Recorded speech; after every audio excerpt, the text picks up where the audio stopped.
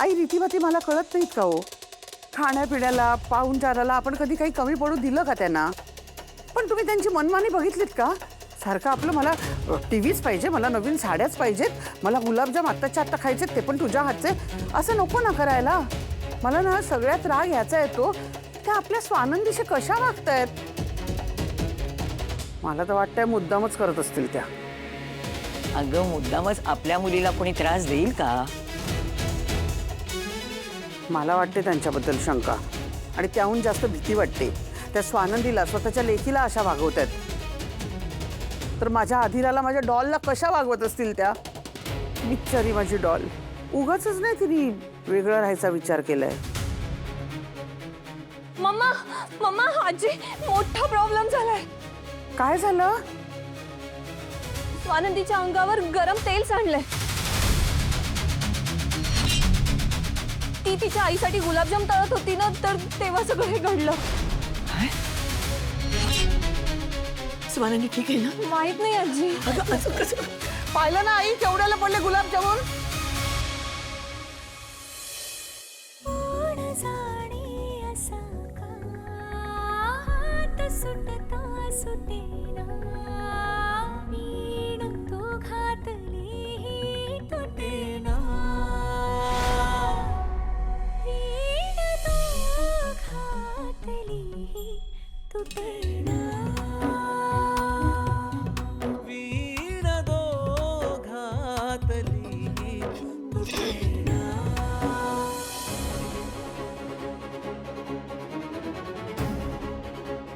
काय सॉरी.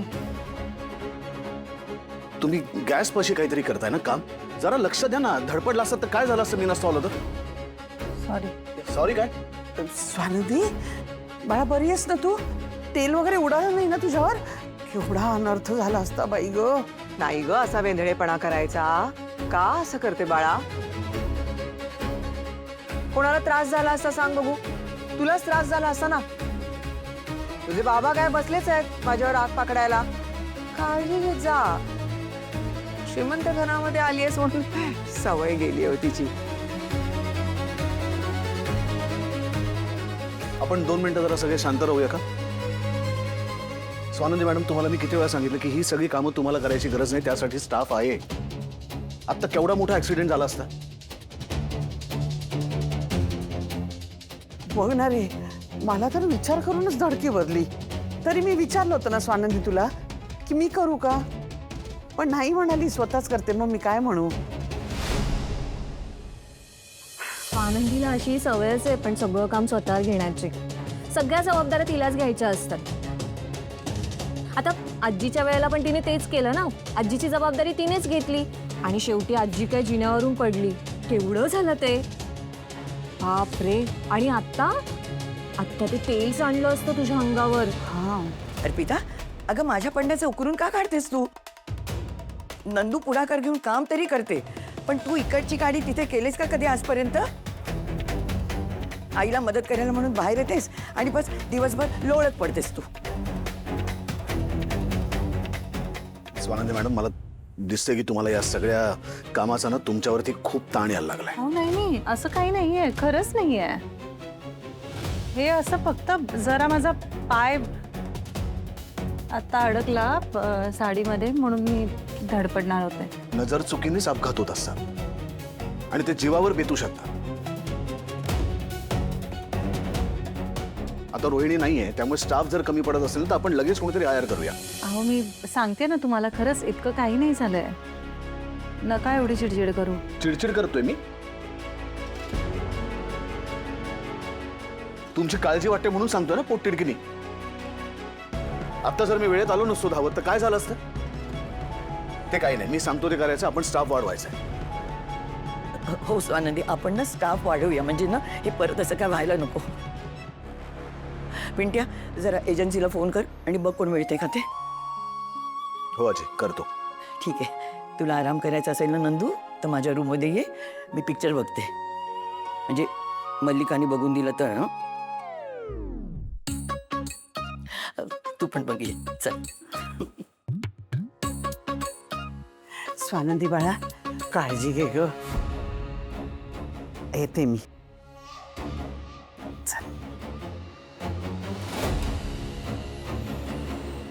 ऐकलंस ना सगळ्यांनी कसं सांभाळ म्हणून सांगितलंय.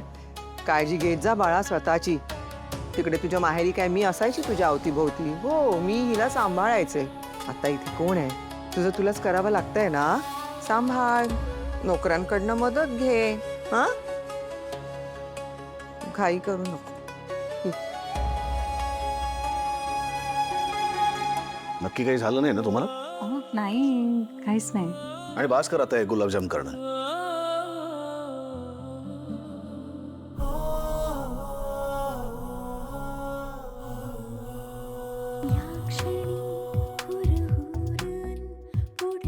काय गुलाबजाम न खाताच जाणार आहे? अहो खरं प्रेम आहे ना तुमचं. आणि मी 2 गुलाबजाम अलाउड केलेत तुम्हाला.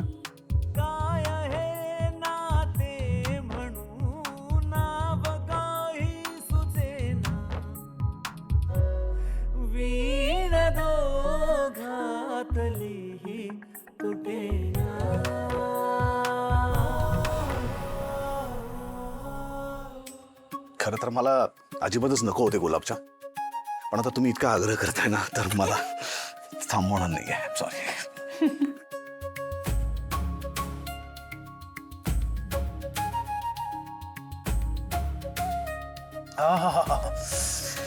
स्वानंदी मॅडम काय अप्रतिम गुलाबजाम केले. म्हणजे आता मला खरंच रडायला येईल. म्हणजे इतकी सुंदर चव झाली याची. आहा. हळूहळू खा, तेवढेच मिळणार आहेत.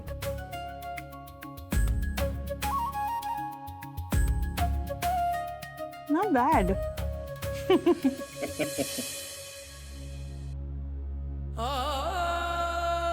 ओ माय गॉड, हे काय? कुठे चाललास? ऑफिसला.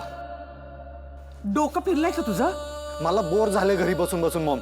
हा विचार मूर्खासारखा वागायच्या आधी करायचा होतास. स्वतःच्या मूर्खपणामुळे बसलायस तू घरात. अरे स्वानंदीच्या हातात आयतं कोलीत दिलंस. श्वेताचं प्रकरण झाल्यापासून सांगत होते नीट वाग, जरा शांत राहा, पेशन्स ठेव. पण ऐकलंच माझं नाही. आधीच नसलेलं डोकं जास्त चालवायला लागलास. तेव्हाही ऐकलं नाहीस माझं. आधीच एकतर हवं तसं घडत नाहीये, त्यात तुझा मूर्खपणा. इडियट. इडियट म्हणू नकोस ना यार मॉम. काय झालं काय तुला चिडायला एवढं? चिडू नको तर काय तुझी पूजा करू? आणि आता तर काय महाराणी किचन मध्ये अजिबात पाऊल ठेवणार नाहीये. दादा स्टाफ वाढवतोय. अंशू तुला सांगते, तिची आई आणि ती मिळून आहेत ना या घरावर राज्य करणार. आणि आपल्याला टाटा बाय बाय. मूर्खासारखं बोलू नकोस हा. सॉरी म्हण. मम्मा मी फक्त सॉरी म्हण. Okay sorry. ही गोष्ट कधी विसरू नका तुम्ही दोघेही. माझी जागा मी त्या दोघींना कधीही घेऊ देणार नाही. ह्या घरावर राज्य मीच करणार. एकदा हारले म्हणून गप्प नाही बसणार.